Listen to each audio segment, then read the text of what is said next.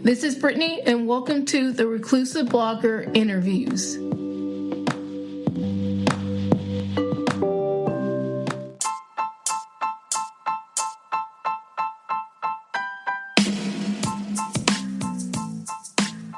Hey everyone, I'm back with another interview for episode 13.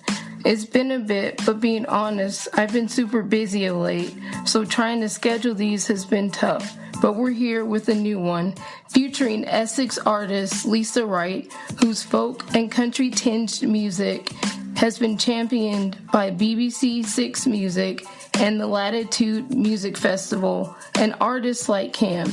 You can check out her latest single, Ready Now, but not until you've listened to this interview with her.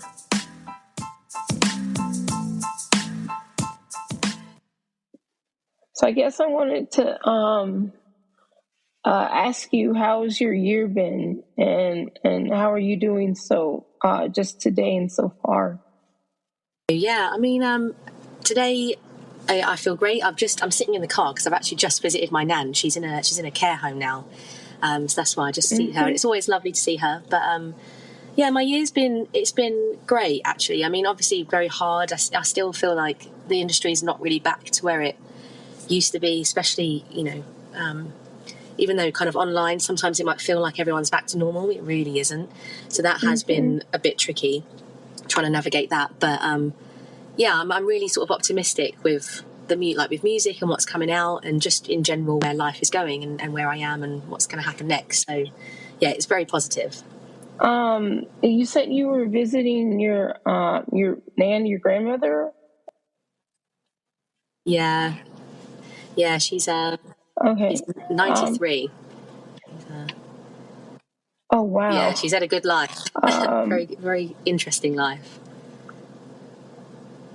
How many times have you been able to visit, or considering with COVID and everything? Well, we got quite lucky actually, because she only moved into the residential home about 2 months before the pandemic hit, and then once she was, which is really we kind of felt was a bit of a blessing, because obviously when the whole country and the whole world went into lockdown, we were really worried about, if she wasn't in the home where people were there to look after her 24/7, what would have happened. Obviously we've looked after her, but it was just really reassuring that she was kind of in where she was now in almost perfect timing, really. But it was also so hard because the home sort of shut down completely, so no one could go in, no one could go out, and that was really hard because we're such a close family. So to kind of go from being together quite a lot, seeing each other loads.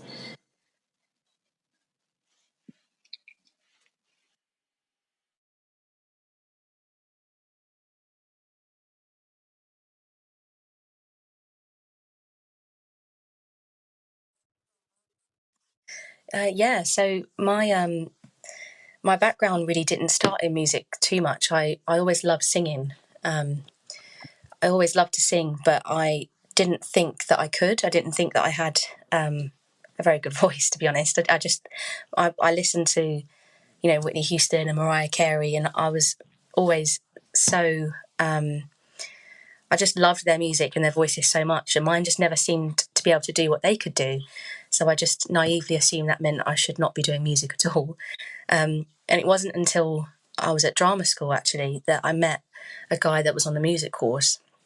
And he was from Canada, and he was the only person in that school that seemed to like folk and roots music as much as I did. So we became really good friends, and he encouraged me to start writing, and then it kind of sparked something that I didn't think that I should or could be doing. And at first I kind of saw gigging as a bit of a chance to get some more confidence and to kind of see what would happen. And it just kind of snowballed, really. And suddenly it was a new lease of life in all sort of possibilities and what I could do, and if people thought I was any good at it. And it was great that I had the acting background, because I could use the kind of... I really like combining the two to create hopefully relatable stories and songs that people enjoy listening to, because that's what I love about music the most, is that you can listen to a song and it can really it can hit you right in the feels, as they say. It can really you can relate to it so much, and that's what I aim to do with my music, and yeah, I hope people can hear that, and I hope they enjoy it. As you were saying, that your kind of acting background has helped you when you're in your songs. Um, were you planning on being an actress first, or? Yeah, so I thought that my career was going to be as an actor, and I still do the both. To be honest, I still enjoy doing the two, and I really strongly believe that they do go hand in hand. I think sometimes you can meet people that maybe don't quite see it that way, and so I've definitely met some people in the music industry that maybe feel a little bit don't know, maybe aren't so keen on the acting side of things. But I think all of the best singers that have ever lived throughout history are the ones that put on a great show, because they they sing from the heart. Like, I know that sounds cheesy, but if you can't make people believe what you're saying and what you're singing, then I don't think it really has as much of an impact. And I don't and that's why I really do believe that the acting comes really hand in hand with music, and I love the two. I think anyone that is able to I just love creative people. I love people that enjoy going to see shows and enjoy music, enjoy theatre, enjoy any art form, because it gets slated so much and it gets looked down upon so much, considering that society and culture rely on it as much as we should be doing. But yeah, I thought that I was going to be an actor, because I just didn't have the confidence to be a musician or a singer, and I don't think without the acting background I would have ever have had the confidence to be a musician or a singer. So I'm really grateful for the choices and the opportunities that I've been able to have. Okay.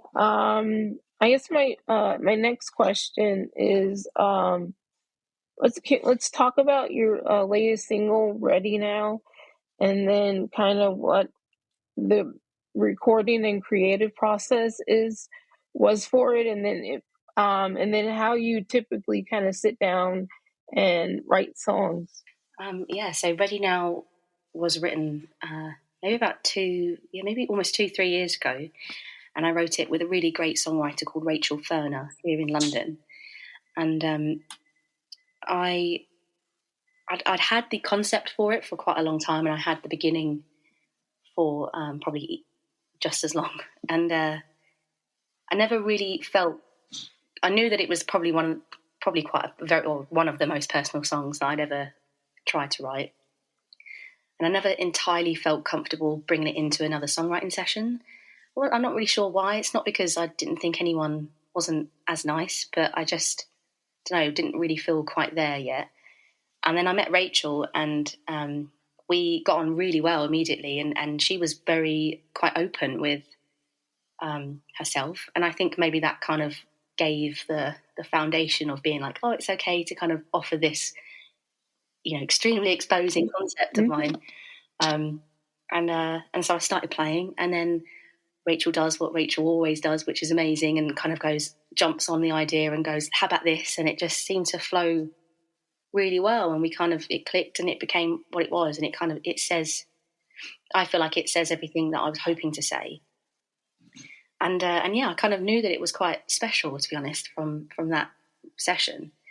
And I knew that I didn't really want to release it until I don't know, I guess until I felt a little bit more until we got, I guess, a little bit further into the new sort of development of the style of music that I was going into. So I started to release a few other songs as well, and then on the back of that, we got a couple of Spotify playlists and things like that, and it seemed to be like a good time to throw that out there. And yeah, like it's been really interesting, the feedback from it, because I love the recording process as well. Like, I recorded it with a really good friend of mine called Matt at his home studio, and Matt also comes from an acting background, like that theatre background, and I think that really works well with me and him, because I almost see songs cinematically rather than else. Like, so I would kind of describe how, if it was in a film, it would go here during this moment, and this is what it would be like. And he's really good at having that actor background, because then he picks up on it and he goes, okay, this is what we need. And he's always right. Like, he's always brilliant. He's always good at that. So I was really proud of the song. And I was so nervous about putting it out, because it does feel a little bit like you've just completely put yourself out there in a whole new realm. And you're worried, are people going to listen? Are they going to like it? Are they suddenly going to have this idea of, it sounds maybe... It probably isn't that deep, but it felt deep to me because it was so personal. I was really anxious about putting it out, but I'm really happy with the reaction that it's had, and I just feel a little bit like a weight's been lifted off my shoulders now that I've kind of written it and it's out there, and I'm so happy with it, and I'm always really proud of it. And it'd be kind of interesting to see what happens now after it's out. Now that you've kind of gone there, where do you find the inspiration next? Do you know what I mean? Since you mentioned that that was one of your more, or actually your most personal song that you've released, do you feel that it'll be easier to kind of dig deep and release songs along that vein and release more personal songs, or do you feel like that maybe you'll wait and kind of take a step back and just kind of not do that?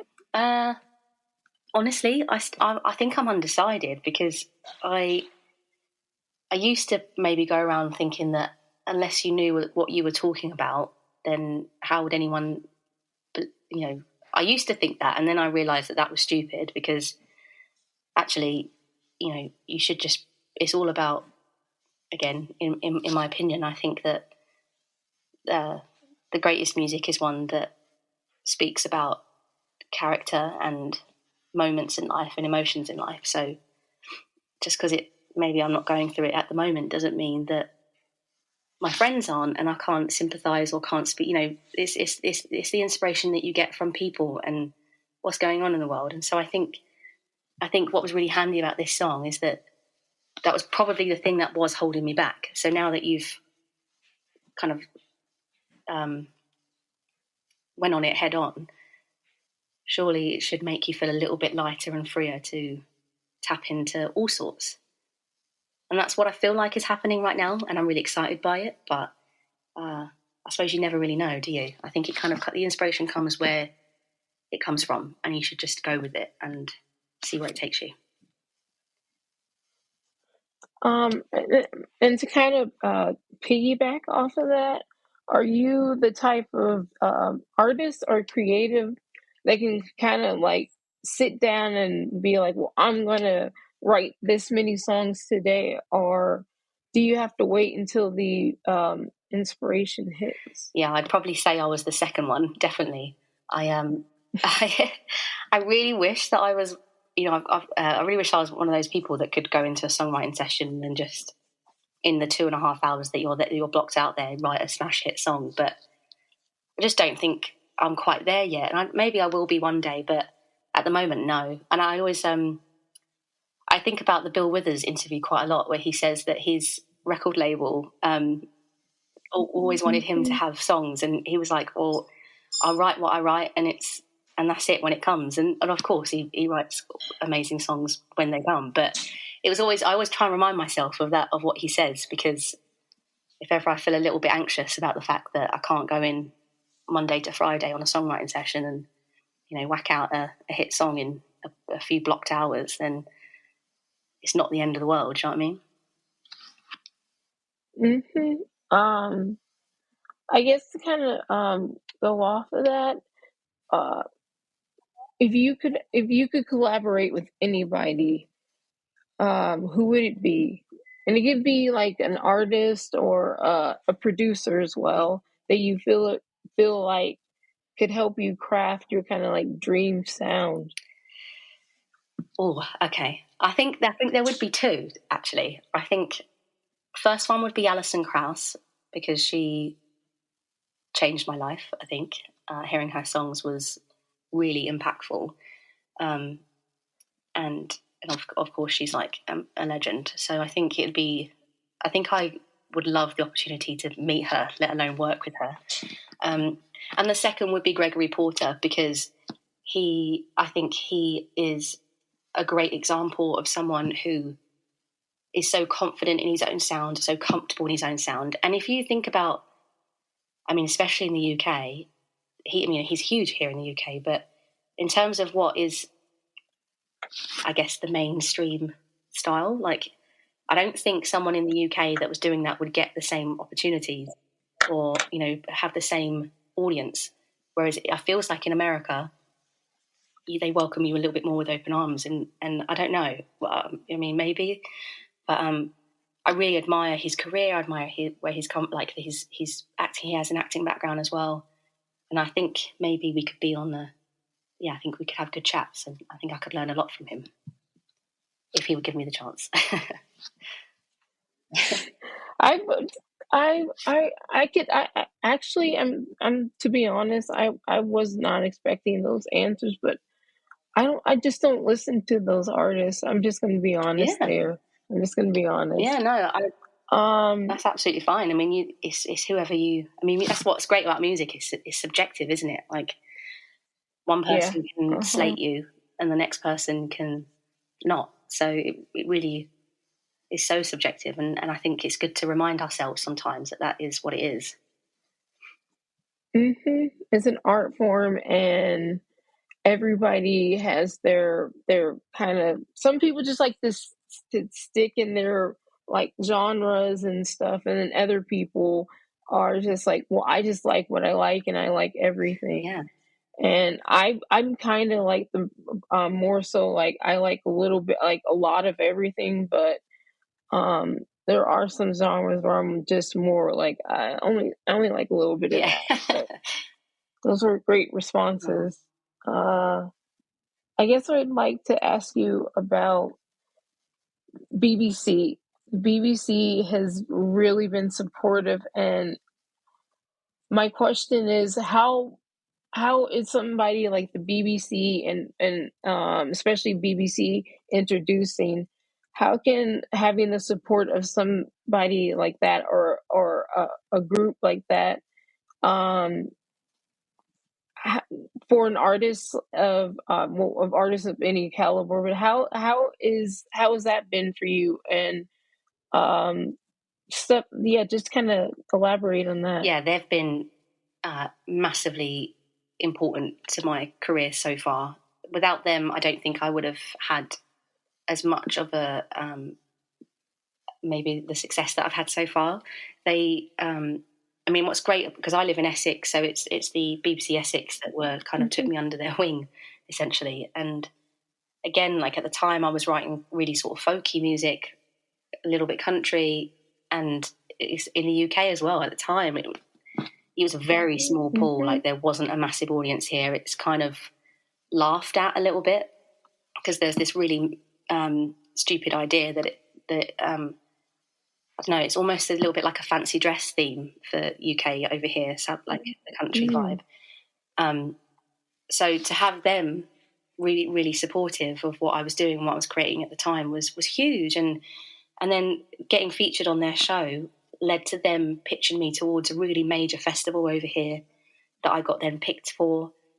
And it went all over, like BBC Radio, like My Set Live, which was again like massive. And then because of the back of that, some American artists were coming over, and I was offered to open on their show. So from like putting a song essentially on BBC Essex's website opened a huge door. And I'm so grateful. And even now they continue to be as supportive, and it's almost what you said earlier on, you change, your musical style changes as you kind of grow up and you learn a bit more, and it has, my style has kind of changed now a little bit, but their support hasn't. Like, they're still as keen to support local artists, and again, I think that's so rare. I think it's rare for people to offer that platform to independent, unsigned artists in a genre that is not technically mainstream in the UK. So yeah, I'm so grateful to them, and I love what they're doing, and I wouldn't be where I am without them. When you say, it's always interesting to me, because when you say like kind of like country kind of folk sound, in America, huge, just massive here. And because we have like Nashville and Music City and all, it's huge here. Even though I live like on the West Coast, it's still like just massive here. So I honestly think that if more people heard your sound in America, it wouldn't be deemed as kind of like crazy here, because Aww. that is just, well, especially also with the fact that that a lot of people are just kind of blending so many different genres, and it's just kind of like we do whatever the heck we want to do and stuff like that. Yeah. So it's just it was just crazy to hear you say that. It's like, no, where I'm from, it's just weird to hear that, and I'm like, this just blows my mind every time I I hear know it. it blows my mind. It has the TV show Nashville was played over here, and that was big. So you know the genre did grow huge, and now you know London's O2 Arena every year they do this country to country festival, and that's massive. So it has grown loads in the last 10 years, but I almost had to be really clever about how I spoke about my musical style to British people, because if I said that I wrote with a folk country style, immediately they would have a judgment on what that was and who I'd be. Whereas if I didn't mention that and I would just kind of play the song, or they'd hear the song, their reaction would be totally different. And they'd go, oh, wow, like that, I didn't realise that that's country music. And I think that's the really important aspect that I think more people in Britain that are trying to do the folk country style should embrace more is, you know, I didn't grow up in America. I didn't grow up in that kind. I don't have the same experiences. So I write with a style that I love in the way that I know how and what's truthful to me.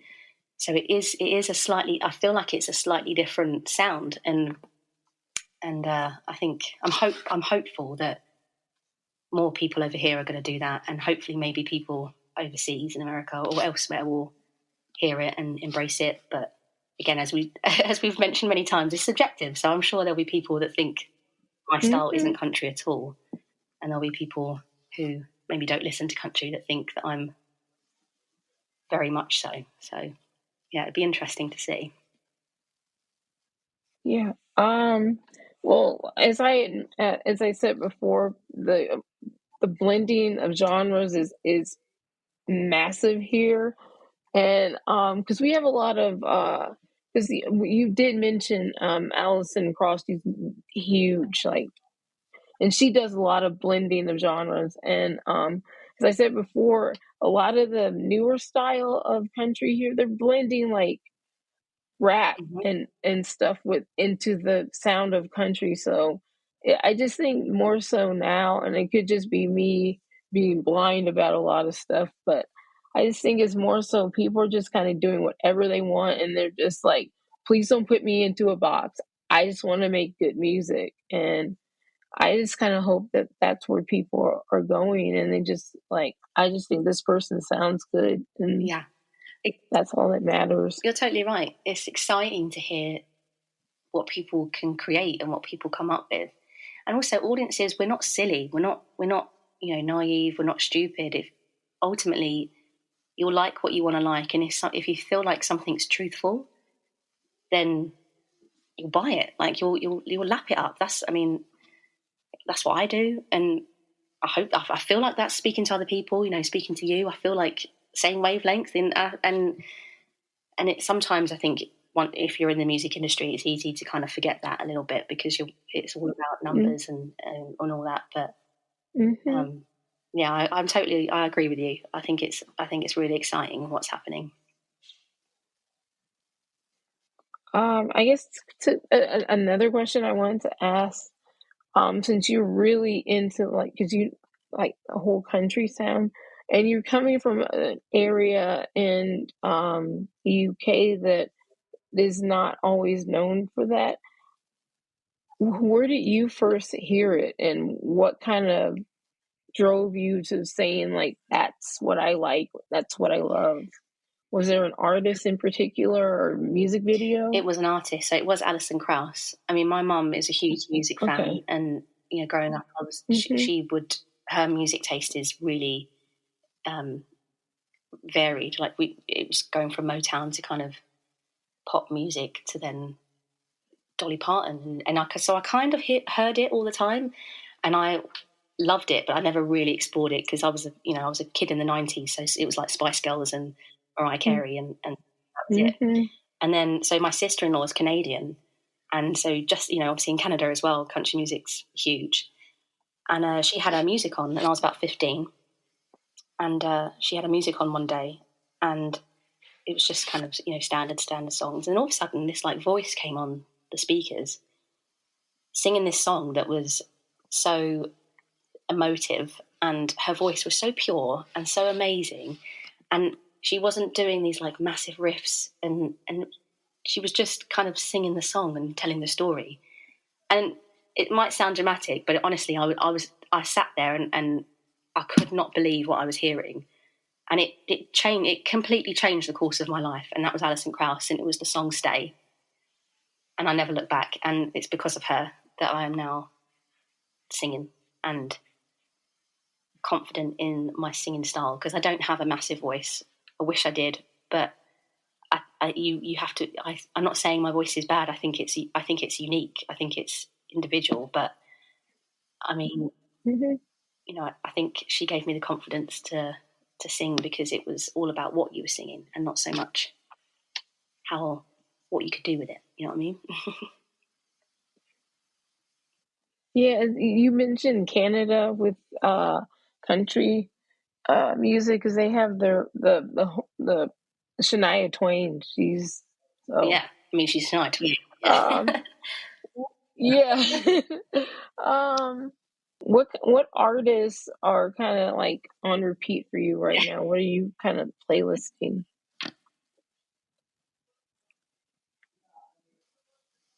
I really love Jacob Collier. I think he's great. I Mm.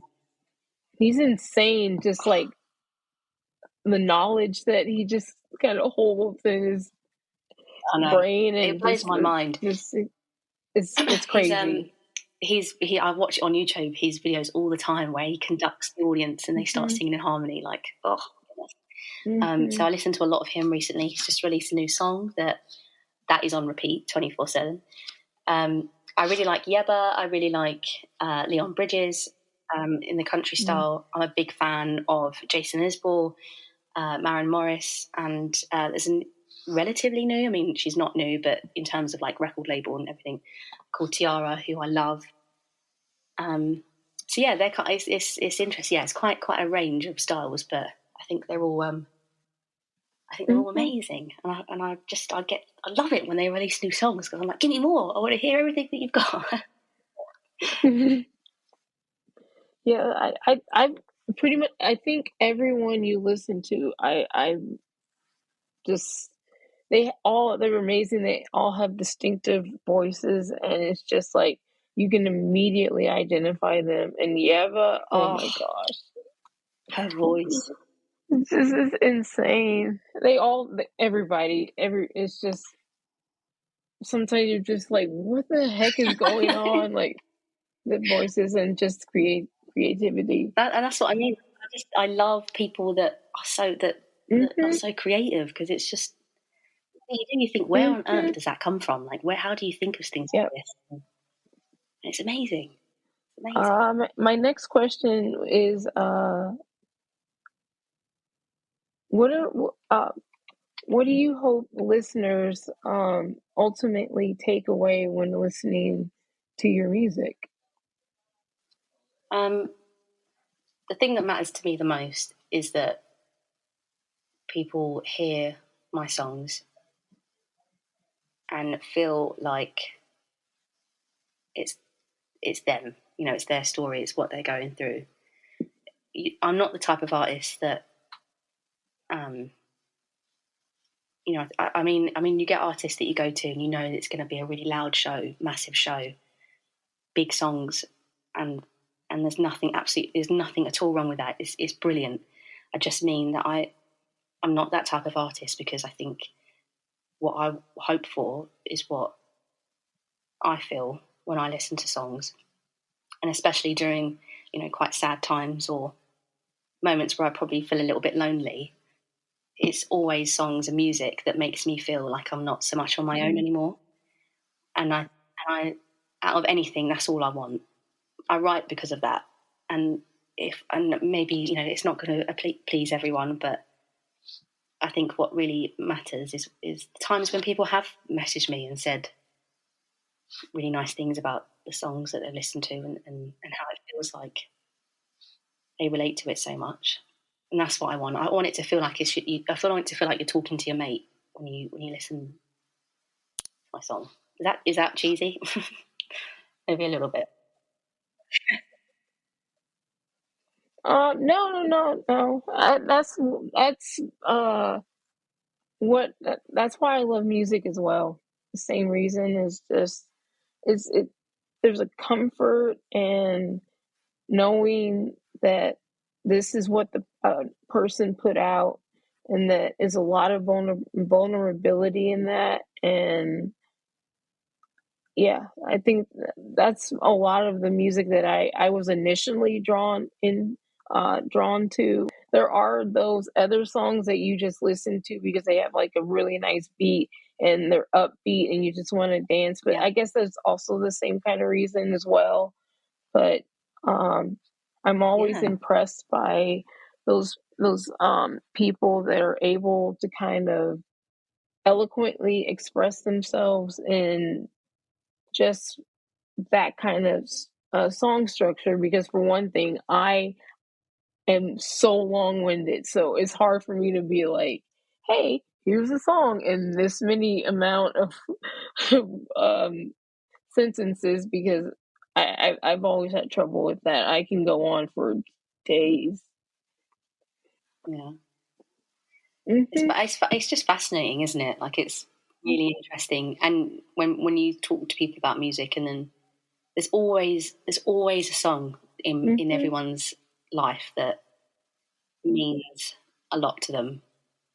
And I love asking that question. I love finding out when I meet someone. I'm like, what's the song? And there's always one. And it always is something that is a bit surprising as well, because I think it says a lot about people. And I guess maybe your dream concert venue. I mean, the Ryman is definitely up there, just purely for, history. Um, and yeah, the Royal Albert Hall here in London is iconic, and I like the history behind it, and where it stands. And I think that's what I mean about the Ryman as well. I think it's so important to artists that have gone through it and the story behind it. And I feel like that's the same here with the Royal Albert Hall. So they probably would be my two dream venues. One day, fingers crossed, one day. What is your pick for so far? Your favorite album so far released this year? That's a tough question. Okay, I'll tell you what. I was a really big fan of the new Harry Styles album. I think he is brilliant. Uh, at the moment, I don't think he's done anything wrong. I don't think he's released a single bad song yet in his solo career. I know, which is insane. It's just like, have you seen his crowds at all the shows he's played? Yeah, It's massive. it's like Beatlemania all over again. I know. It's just stunning. And I think his biggest crowd was his last show, which was his hometown Yeah. show, and it was just a sea of people. And I'm just like, I can't. You would think that he would be he couldn't beat the records with him and 1D, because those were like Beatlemania. Yeah, but then now it's just like, what in the world? It's insane. I'm just I know. shocked. I mean, he's like hugely talented, and you think surely there's got to be one thing about him that doesn't quite work. But everyone that he's worked with, everyone that talks about him, always says that he's such a genuine guy. And you're like, oh, I'm really glad that you're not horrible. But at the same time, how can you be that successful, that talented, and also apparently that nice? Like, does that genuinely exist? Apparently, it does. Yeah, it's just like I'm just, every time I go online and I'm like, Harry Styles is trendy, and I see the crowds and stuff, and I'm like, wow. But the album is really, really good. Do you have a favorite track on there? Or is it hard to pick? It is hard to pick. I mean, I actually did think As It Was really was amazing. I really did. I mean, obviously there's Music for a Sushi Restaurant, also great. But I'm still big time into the Fine Line album as well. I know obviously with his stuff, but yeah, I thought that was incredible. Oh, I just think he's good. He's all right. Good. Yeah, because As It Was, when I first heard it, it sounds like nothing else out now. No. And for me, that's always like A plus. It's golden. It's solid. Yeah. Because there's so many things out now that just sound derivative and sound the same. And so first of all, that comes out and it sounds like nothing else, and then all the stuff on his album sounds different, but yet it's cohesive.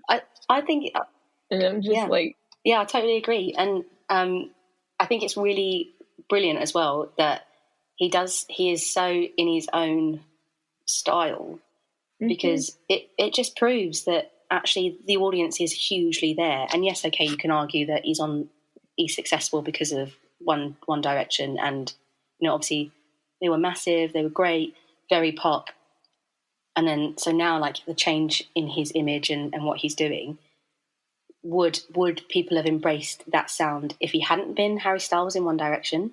But I think the answer is yes to that, and because it proves that audiences want something new, they want something individual. Give it a chance, like see what happens. You just might enjoy yourself. Yeah, because I watch a lot of YouTube videos and stuff on music and the music industry and things like that.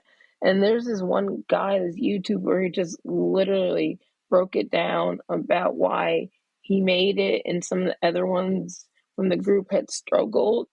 And I was just like, it was brilliant the way he broke it down about how and he said that mainly it came down to what you had mentioned, that Harry just was really had a great attitude about everything. He was humble, and he had great charisma, and he took risks with his music. He was the one member that took the most risks. And they did mention that Zayn originally took risks, but I think the guy had said that his music on the first album was too focused on one thing, and then that's where he failed. But yeah, his stuff sounded so much different than actually what 1D sounded like. Which is what's needed. And it paid off. He's totally done the right thing, because if you're that famous, that successful in a pop boy band, I agree. I don't think it maybe would have sort of cemented itself so much had he have continued, but in the same style, in the same way. I love it. I don't think I'll ever hate anything he does. Give me more. I listen to it all on repeat 24/7. Man, I think you had mentioned earlier about the one song that everyone has. If you don't mind answering that, what's your one song? So mine is a little bit obscure, but it's Rhymes and Reasons by John Denver. And oh wow, that's because I think the story in that song is about hope and about optimism when things look awful, looking towards like nature and the future in like, you know, in people. And I think that is just a really nice thing to be writing about anyway. But it's also really quite important because it was there's like an old home family video where it's just like we're all kind of around each other's house and so just people just chatting like rubbish. It's, you know, like background noise, rubbish in the background. But everyone's like sort of smiling and happy. And during this bit in that sort of home film, my uncle has put on John Denver and that song's on. And for some reason, it just suits the moment really well. And every time I hear that song now, it reminds me of my family. It reminds me of, you know, being with them, love and all that. And I just think the lyrics in it are really sweet. So, but when I say that to people, then they listen to it. They're like, this? I think it's brilliant. So yeah, that'd be mine. Listen to the live version. It's really sweet. It's cute. What's yours? And Can I ask? well, when I was younger, I think it was "She Will Be Loved" by Maroon 5. And I guess that one kind of it changed into more now it's "Flaws" by Bastille. Oh, nice. Because it speaks like for what reason? There's a line in there where he's talking about you have always worn your flaws upon your sleeve. So it's that lyric. Yeah. Isn't it incredible? Where I can really kind of go into a lot of it, but yeah. It'd be a good chat to have. I'd be interested to hear that one day about why it speaks so much. Yeah. I love music. And anything else you would like to add that I might have missed? No, to be honest, it's been so lovely chatting with you and getting to know you and talking about music. And yeah, thank you so much for being patient with me earlier on with those technical difficulties. But yeah, I've really loved chatting with you. And